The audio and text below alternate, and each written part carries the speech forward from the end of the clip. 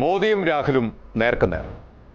മുഖ്യ തിരഞ്ഞെടുപ്പ് കമ്മീഷൻ നിയമനം ചട്ടങ്ങൾ മറികടന്നെന്ന് രാഹുൽ ഗാന്ധി.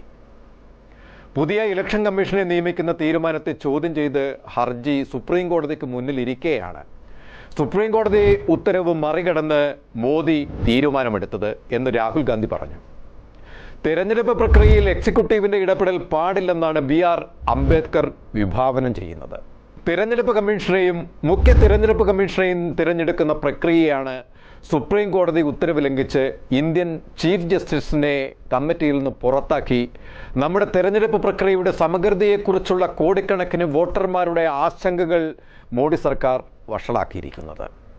ബാബാ സാഹേബ് അംബേദ്കറുടെയും നമ്മുടെ രാഷ്ട്രത്തിൻ്റെ സ്ഥാപക നേതാക്കളുടെയും ആദർശങ്ങൾ ഉയർത്തിപ്പിടിക്കുകയും സർക്കാരിനെ പ്രതിക്കൂട്ടിൽ നിർത്തുകയും ചെയ്യുന്നത് തടയാൻ പ്രതിപക്ഷ നേതാവ് എന്ന നിലയിൽ തൻ്റെ കടമയാണ് എന്ന് രാഹുൽ ഗാന്ധി പറഞ്ഞു.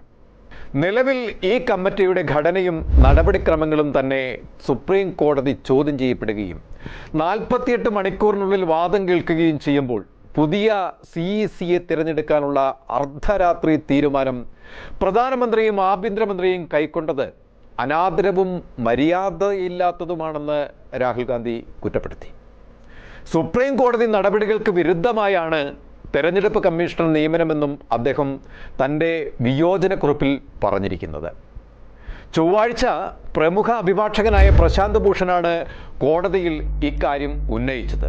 നിലവിൽ ഇത്തരമൊരു കേസുള്ളതിനാൽ വിശദമായ വാദം ബുധനാഴ്ച കേൾക്കുമ്പോൾ ഈ വിഷയം പരിഗണിക്കുമെന്നായിരുന്നു കോടതി അറിയിച്ചത്. സുപ്രീം കോടതി ചീഫ് ജസ്റ്റിസ് ഖന്നയുടെ നേതൃത്വത്തിലുള്ള ബെഞ്ചാണ് നിർണായകമായ ഈ വാദം കേൾക്കുന്നത് എന്നത് ഒരു പ്രത്യേകം നിറഞ്ഞതാണ്. മുഖ്യ ഇലക്ഷൻ കമ്മീഷന്മാരെ നിയമിക്കുന്ന മീറ്റിംഗിൽ നിന്നും സുപ്രീം കോടതി ചീഫ് ജസ്റ്റിസിനെ ഒഴിവാക്കി പകരം ഒരു ക്യാബിനറ്റ് മന്ത്രിയെ നിയമിച്ച മോദി ഗവൺമെന്റിന്റെ വിവാദമായ തീരുമാനത്തെയാണ് കോടതി ഇപ്പോൾ പരിഗണിക്കാനിരിക്കുന്നത്. കഴിഞ്ഞ ആഴ്ച ലോക്സഭയിലെ നന്ദിപ്രമേയ ചർച്ചയിൽ രാഹുൽ ഗാന്ധി ഇക്കാര്യത്തിൽ വളരെയേറെ ആശങ്ക പ്രകടിപ്പിച്ചിരുന്നു. ഭരണഘടനാപരമായ മോദിയും ഷായും പങ്കെടുത്ത നീതിരഹിതമായ നിയമനം നടത്താൻ നീക്കമുണ്ട് എന്നാണ് അന്ന് രാഹുൽ ഗാന്ധി പറഞ്ഞത്. പിന്നീട് അത് യാഥാർത്ഥ്യമാവുകയായിരുന്നു. രാഹുൽ ഗാന്ധി പങ്കെടുത്ത 3-അംഗ സെലക്ഷൻ കമ്മിറ്റിയുടെ യോഗത്തിന് തൊട്ടു പിന്നാലെയാണ് കോൺഗ്രസിന്റെ എതിർപ്പ് പ്രസ്താവന പുറത്തു വന്നത്. പ്രധാനമന്ത്രി നരേന്ദ്രമോദിയും ആഭ്യന്തരമന്ത്രി അമിത്ഷായുമാണ് പാനലിലെ മറ്റ് 2 അംഗങ്ങൾ. സൗത്ത് ബ്ലോക്കിലെ പ്രധാനമന്ത്രിയുടെ ഓഫീസിലാണ് യോഗം ചേർന്നത്.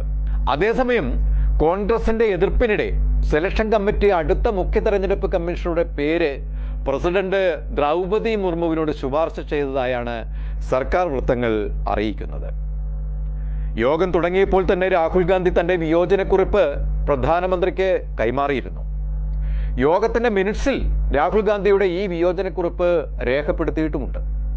രാഹുൽ ഗാന്ധിയുടെ യോഗത്തിൽ തുടരണമെന്നും ഇറങ്ങിപ്പോകരുതെന്നും പ്രധാനമന്ത്രി അഭ്യർത്ഥിച്ചതിന്റെ അടിസ്ഥാനത്തിൽ രാഹുൽ ഗാന്ധി എതിർപ്പ് വ്യക്തമാക്കിയ ശേഷം യോഗത്തിൽ തുടർന്നെന്നാണ് റിപ്പോർട്ടുകൾ പറയുന്നത്. മുൻ കേരള കേഡർ IAS ഉദ്യോഗസ്ഥനായ ജ്ഞാനേഷ് കുമാർ നരേന്ദ്രമോദിയുടെയും അമിത്ഷായുടെയും വിശ്വസ്തൻ കൂടിയാണ്. ജമ്മു കാശ്മീരിൽ ആർട്ടിക്കിൾ 370 റദ്ദാക്കുകയും 2 കേന്ദ്രഭരണ പ്രദേശങ്ങളായി വിഭജിക്കുകയും ചെയ്ത ബിൽ തയ്യാറാക്കുന്നതിൽ ജ്ഞാനേഷ് കുമാർ സുപ്രധാന പങ്ക് വഹിച്ചിട്ടുണ്ട്. അന്ന് അദ്ദേഹം ആഭ്യന്തര മന്ത്രാലയത്തിൽ ജോയിന്റ് സെക്രട്ടറി ആയിരുന്നു. അതിനുശേഷം അദ്ദേഹം ആഭ്യന്തര മന്ത്രാലയത്തിൽ അഡീഷണൽ സെക്രട്ടറിയായി നിയമിതനാകുകയും അയോധ്യ രാമക്ഷേത്രവുമായി ബന്ധപ്പെട്ട സുപ്രീം കോടതി രേഖകളും കൈകാര്യം ചെയ്തിരുന്നു. ഇങ്ങനെ പ്രധാനമന്ത്രിയുടെയും BJPയുടെയും ഇഷ്ടത്തോഴനായ ഒരാളെ മുഖ്യ തെരഞ്ഞെടുപ്പ് കമ്മീഷൻ സ്ഥാനത്തേക്ക് പ്രതിഷ്ഠിക്കുന്നതിൽ കൃത്യമായ രാഷ്ട്രീയ അജണ്ട ഉണ്ടെന്നാണ് പ്രതിപക്ഷ പാർട്ടികളുടെ ആശങ്ക. ചട്ടങ്ങൾ ലംഘിച്ചുകൊണ്ടുള്ള ഇത്തരമൊരു നിയമനം അത് ഇന്ത്യയുടെ തെരഞ്ഞെടുപ്പ് പ്രക്രിയയിൽ തുരങ്കം സൃഷ്ടിക്കുമോ എന്ന കടുത്ത ആശങ്കയും നിലനിൽക്കുന്നുണ്ട്. ബുധനാഴ്ച പ്രസ്തുത കേസ് ഖന്നയുടെ നേതൃത്വത്തിലുള്ള 5-അംഗ ബെഞ്ച് തീരുമാനിക്കുമ്പോൾ അത് ഇന്ത്യൻ രാഷ്ട്രീയത്തിൽ നിർണായകമായ ഒരു വഴിത്തിരിവായി വരും എന്ന് വേണം കരുതാൻ. കൂടുതൽ വാർത്തകൾക്കും വിശേഷങ്ങൾക്കും ഞങ്ങളുടെ channel like and share subscribe ചെയ്യുക. കൂടാതെ സബ്സ്ക്രൈബ് ബട്ടണിലെ ബെൽ ഐക്കൺ എനേബിൾ ചെയ്യാനും മറക്കരുത്.